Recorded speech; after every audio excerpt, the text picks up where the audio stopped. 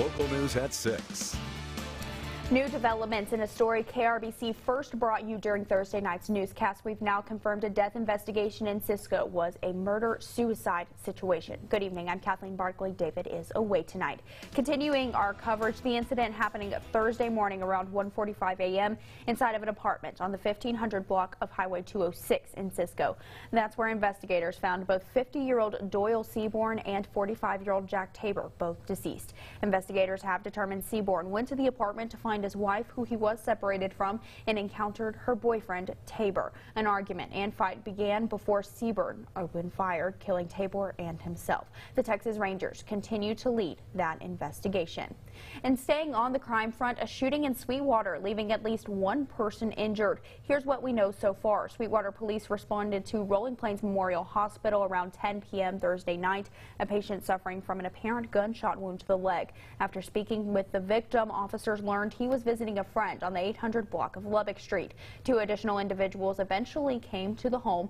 Two male subjects then produced handguns. One subject reported firing one round, striking the victim in the leg. The victim drove himself to the hospital and was later released. No arrests have been made in the case as police continue their investigation.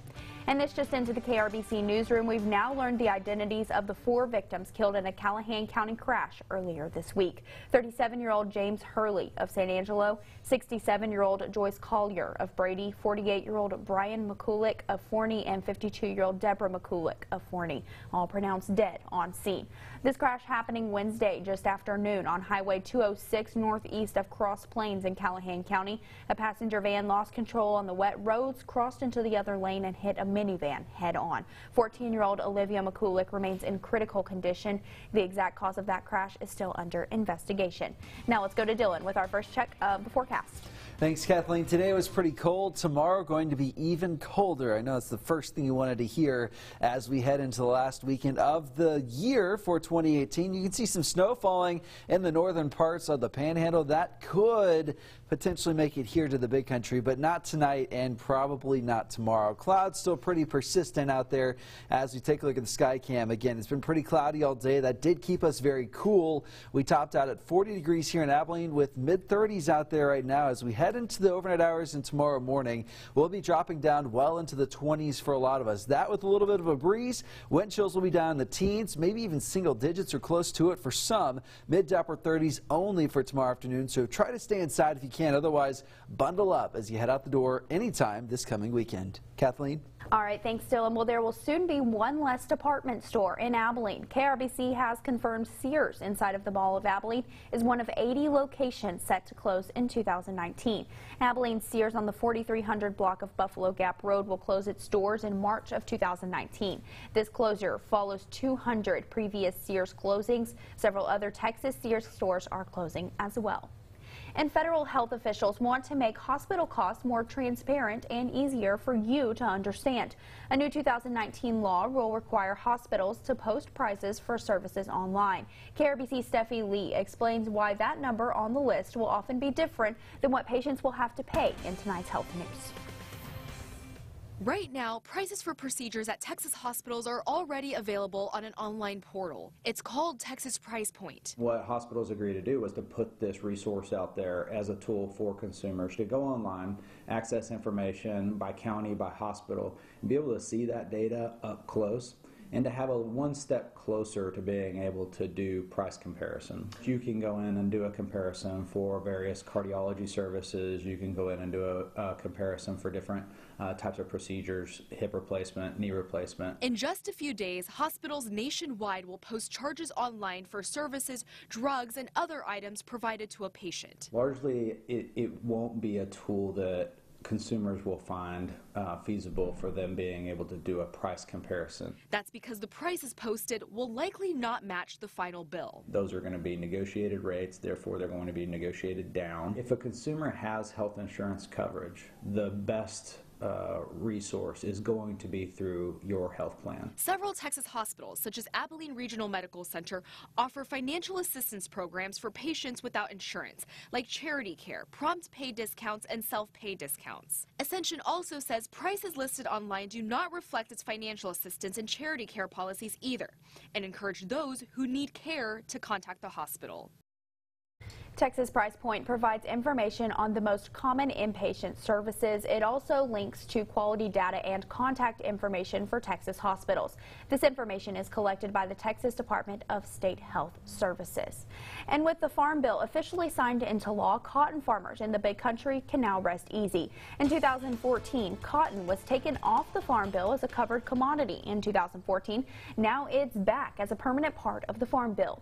This gives cotton farmers price support, which means if the price of cotton drops below a certain amount, the government will help make up the difference.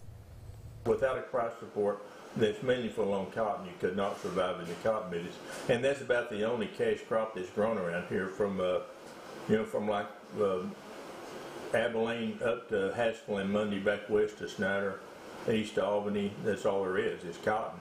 And it has to work or nothing's going to work. The other major win for cotton farmers is there were no changes in crop insurance, which helps cover farmers in bad years. Now we go to Capitol Hill, where it's day 7 of the partial government shutdown. Today, federal workers will receive their last paycheck until the government reopens. Our Washington correspondent Jessica Smith reports that for these workers and the rest of us, the shutdown is about to get real.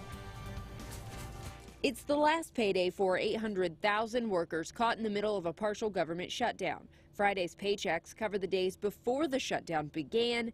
Employees who are furloughed or working without pay don't know when they'll get their next check. Office of Management and Budget Director Mick Mulvaney. When they get paid is a function of when the government opens up again. About 420,000 people are working without pay, including members of the Coast Guard, some TSA agents, and some correctional officers. Another 380,000 people have been sent home. It looks like we could be in for a very long-term shutdown. Congressman Mark Meadows was one of the lawmakers who encouraged President Trump to stand firm for the border wall. But Democrats like Congressman Jerry Connolly say it's a waste of money. The wall is a symbol for him and his base. It's not a serious proposal to deal with border security. The shutdown's impact reaches beyond the nation's capital. The Office of Personnel Management estimates 85% of federal workers, not including the military or postal service, live outside of Washington, D.C. With no deal in sight, the EPA is set to run out of money at midnight. The Smithsonian Museums and the National Zoo will close on January 2nd. And FEMA says it won't issue new federal flood insurance policies or renew expiring ones. We do expect this to go on for a while. President Trump canceled his New Year's plans in Florida and will stay in D.C. through the new year. In Washington, I'm Jessica Smith. Well, hundreds of horses and horse show experts will be in town for the next 2 weeks, bringing a positive economic impact to the Key City.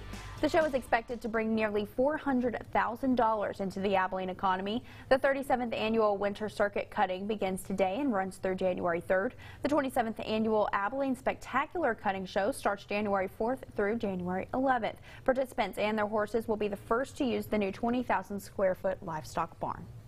I went over and looked at the new facility. We live close enough here, we haul in, but I know a lot of the people staying here, it's been a huge upgrade to this facility, having the new stalls and the arenas, and it's going to hopefully bring more things here to Abilene, so we'd like to see that happen. The public is invited to come watch these events, and admission is free. Coming up on your local news at 6, you know what they say, everything is bigger in Texas. Well, that includes newborns. We'll show you how this baby is breaking some records. And you can see everything's also pretty cold in Texas, too, right now. This weekend looking pretty chilly. Have a look at that forecast coming up next.